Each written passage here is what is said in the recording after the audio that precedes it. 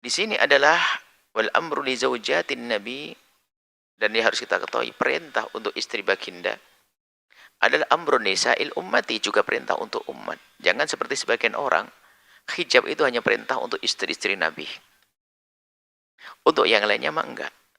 Nah, ini adalah pemahaman yang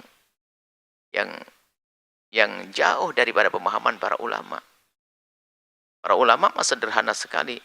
Istri baginda Nabi saja yang sangat terjaga harus menutup auratnya. Bagaimana yang bukan istri Nabi? Begitu, sangat mudah memahaminya. Bukan malah dibalik dengan pemahaman yang salah. Itu hanya untuk istri Nabi saja. Yang lain mah enggak. Nah, ini salah. Wal amru li zaujatin nabi, katailah bahwa perintah untuk istri baginda adalah juga amrun li nisa'il ummati. Itu juga perintah untuk wanita-wanita kaum muslimin menutup aurat. Ini perintah dari Allah untuk Nabi. Agar Nabi merintahkan kepada siapa? Istrinya. Qul li azwajika. Katakan wahai Muhammad kepada istrimu. Wa banatika, anak-anak perempuanmu. Tidak sampai di sini. Wanisa'il mu'minin, dan wanita-wanita kaum beriman. Yudnina alaihinna min jalabibihinna. Jalabibihinna. Hendaknya mereka itu yudnin, menurunkan kepada mereka jilbab mereka. Jilbab adalah yang diturunkan dari atas, menutupi badannya. Adalah kalau jilbab itu adalah kain yang lebar yang digunakan untuk menutupi badannya. Maka bisa dipahami di sini ada dua makna di balik kalimat yudnina min jalabibihinna. Diperintahkan wanita menutupi sekujur badannya. Kemudian dengan gaya jalabib itu adalah yang longgar, tanpa menampakkan lekuk tubuhnya.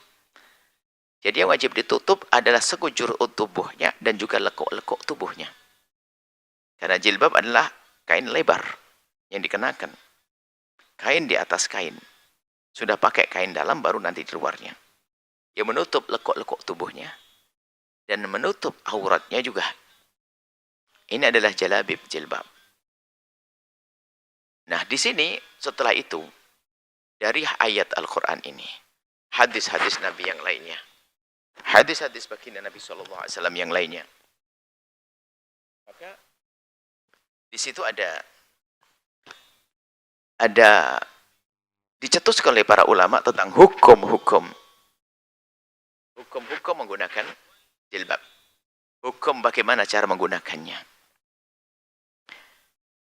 Di situ dijelaskan oleh para ulama, waqtalafu ini, wal ulama muttafiquna ala masyru'ati satri mar'ati li jami'i badaniha. Ini sepakat ulama disyariatkannya menutupnya wanita ke sekujur tubuhnya. Disyariatkan. Kalimat disyariatkan masih umum ya. Bisa menjadi wajib, menjadi sunnah, kan begitu, untuk sekujur tubuhnya. Nanti dirinci lagi. Satrul wajhi wal kafaini wa fima fi dzalika, termasuk menutup wajah dan telapak tangan. Jadi disyariatkannya untuk menutup sekujur tubuh termasuk wajah dan telapak tangan. Kemudian setelah itu memang ada pendapat.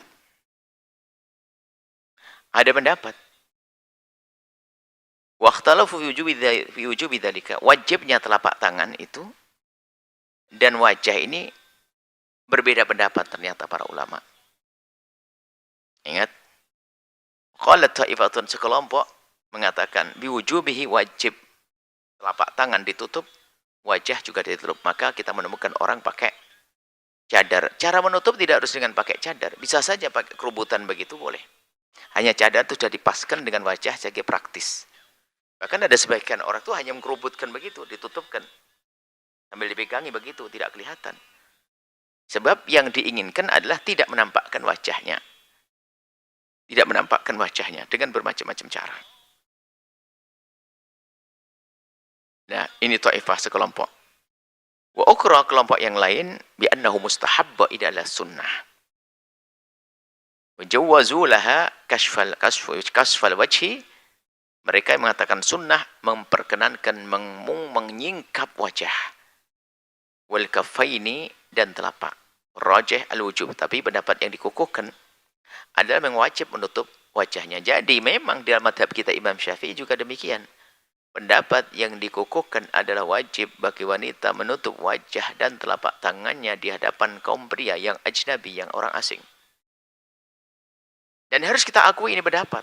Cuman kan di sana ada pendapat lain lagi. Yang kedua bahwasanya wajah dan telapak tangan tidak wajib. Jika demikian adanya tentunya sebisa mungkin kita menjadi yang mengambil yang terhebat. Tapi kalau tidak mau jangan direndahkan. Kalau belum mampu jangan direndahkan orang di saat dia hanya menutup sekujur tubuh kecuali wajah dan telapak tangan. Seperti itu yang terjadi di masyarakat kita ini. Wanita-wanita adalah menutup sekujur tubuh kecuali muka dan telapak tangan. Apakah akan kita salahkan? Ya jangan dong, karena ada pendapat. Hanya kita himbau yang baik adalah sekujur tubuhnya.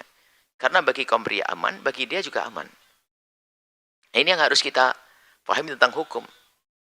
Sehingga kami himbau, yang sudah pakai cadar, jangan Anda merendahkan yang belum pakai cadar.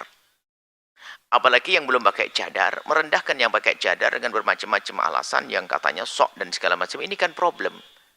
Kekotoran mental kita, kekotoran akhlak kita. Jadi, yang menutup wajahnya alhamdulillah, yang belum tidak dosa.